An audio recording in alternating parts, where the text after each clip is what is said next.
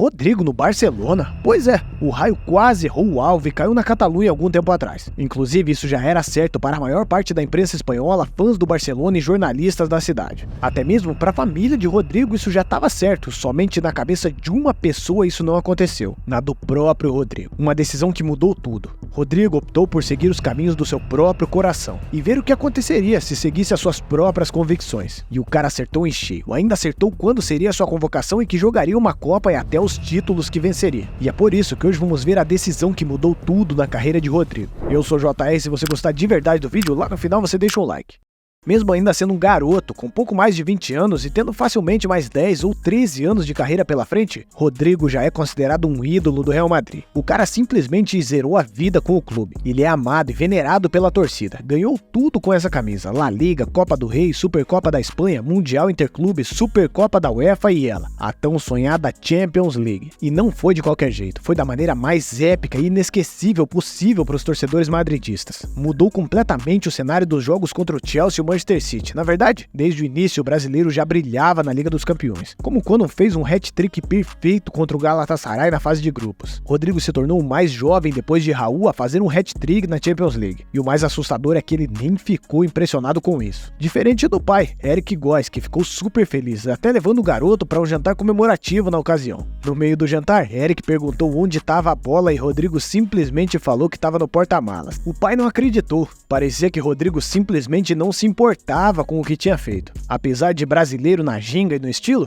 Rodrigo nunca se deixou levar pela emoção, sempre pareceu frio e calmo em todas as ocasiões. Em 2018, o Raio estava impressionando o Brasil, com apenas 17 anos, o único jogador nascido em 2001 de todo o Brasileirão a ser titular. E claro, já tinha os europeus na sua bota, principalmente o PSG e o Barcelona. E pelo fio da navalha, o garoto não acertou com o Paris Saint-Germain. Até que o garoto que estava brilhando até ali teve sua atenção roubada pelo Barça. E essa transferência chegou muito perto de ser concluída, só faltava o Raio assinar o contrato. E quando fizesse 18, estaria na Catalunha. Mas o Barcelona não fazia parte do coração de Rodrigo. Não era isso que aquele garoto queria. Ele queria jogar na Espanha, mas na capital do país. Meu pai sempre disse que as palavras são poderosas. Eu tinha muitos sonhos na infância, então eu repetia as mesmas coisas pra mim mesmo. O seu Eric foi alguém muito importante para ver seu filho virar jogador. Aliás, o paizão acreditava nisso desde antes do garoto nascer. Quando o Raio ainda estava na barriga de Denise Goes, ele já dizia: vai ser um menino e ele vai ser jogador de futebol. Abusou tanto do poder da fé nisso que até falou para sua esposa segurar o nascimento da criança de dezembro para janeiro, para o garoto ter um ano de vantagem. Eu sabia que se ele nascesse em dezembro ele seria o mais novo da categoria, e os meninos nascidos em janeiro do mesmo ano seriam quase um ano mais velho que ele. Para um garoto tentando se destacar, isso é um desastre.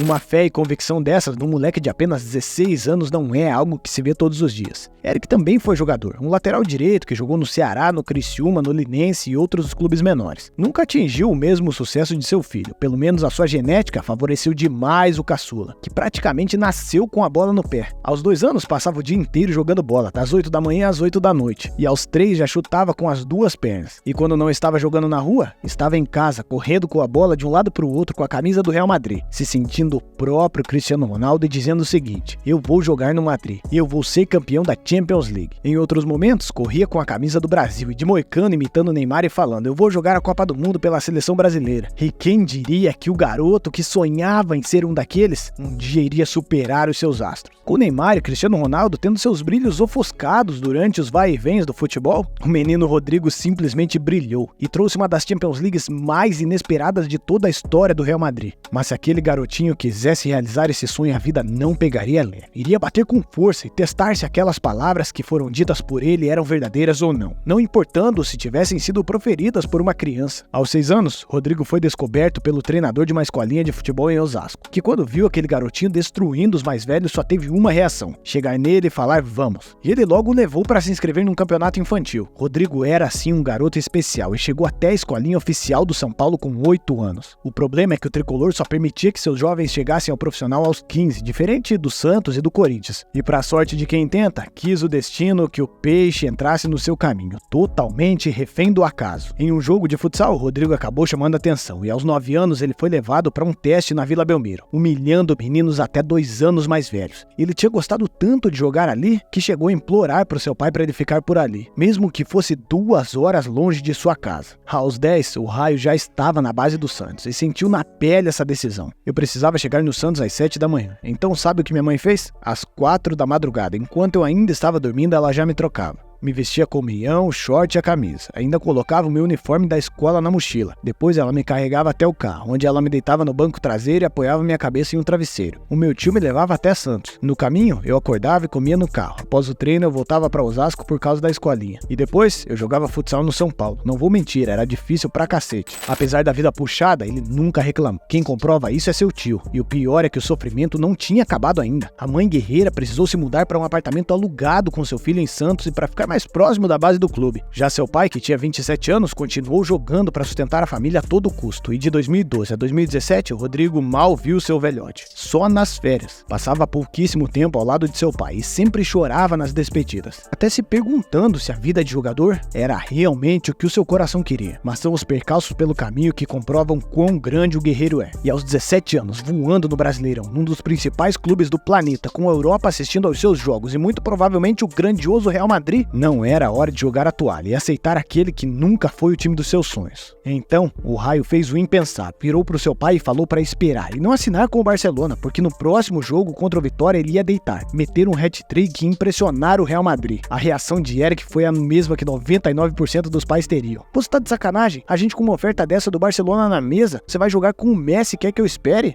Tá de sacanagem? Mesmo claramente irritado, o pai respeitou a vontade do filho, que fez um hat-trick em 9 minutos e ainda deu uma assistência na vitória do Peixe por 5-2. No dia seguinte era folga, merecida. 4 participações numa vitória de 5 gols, até que seu velho saiu arrumado de terno e foi para a cidade de São Paulo para encontrar alguns amigos, segundo sua mãe. Rodrigo ficou em casa, tirando um lazer e jogando um videogame, e pensando como o Raios faria para chamar a atenção do Real Madrid. Mais tarde, seu pai voltou para casa, passou direto sem falar com ninguém. Foi até o quarto do filho, pegou a velha camisa do Real que o menino costumava usar enquanto corria pela casa. Se aproximou do garoto e disse: filho, hoje seu sonho se torna realidade. Rodrigo olhava para a camisa, olhava para o pai, a ficha não caía. O que realmente estava acontecendo ali demorou para sua mente processar. Mas logo a luz de um raio veio à sua mente e ele se deu conta. Todos os anos de luta e sofrimento, o sacrifício do pai, da mãe, do tio, o conto de fadas que parecia besteira para alguns, havia se tornado realidade. E naquele dia, Rodrigo Silva de Góes não seria mais o jogador cogitado pelo Barcelona ou pelo PSG. Rodrigo seria a nova joia do Real Madrid. E mal sabia ele que aquele era só o início de uma carreira grandiosa que estava para vir pela frente. As palavras são muito poderosas e podemos realmente ver o poder da fé da família de Rodrigo. Narrar essa história para vocês me fez arrepiar até o último fio de cabelo. E agora eu quero saber a sua opinião.